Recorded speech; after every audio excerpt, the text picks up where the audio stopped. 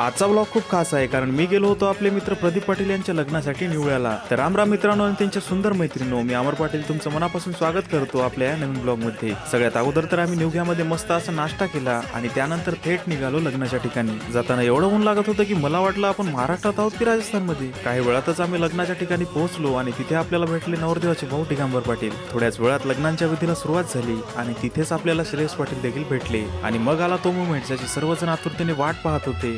नवरदेवाची दमदार एंट्री झाली आणि सुरू झाली मंगलाष्टक आणि अगदी थाटामाटात हे लग्न पार पडलं। लग्न लागले की पहिल्याच पंक्तीला आम्ही बसलो जेवायला आणि तिथेच भेटले गावातील अनेक मंडळी। खरंच मित्रांनो, गावाकडच्या जेवणाची जी पद्धत असते ना ती शहरात कधीच बघायला मिळत नाही। शहरात बफे सिस्टम असतं पण गावामध्ये एकाच ठिकाणी बसून आरामात प्रेमाने जेवण दिलं जातं। ही परंपरा अजूनही जपली जाते आणि तीच गावाची खरी ओळख आहे। जेवण झाल्यानंतर आम्ही गेलो स्टेजवर, नवरी नवरदेवांसोबत मस्त असे फोटोज काढले। शेवटी नवरदेवाचे भाऊ संदीप पाटील व रवी पाटील आणि गावातील काही मंडळींना भेटलो आणि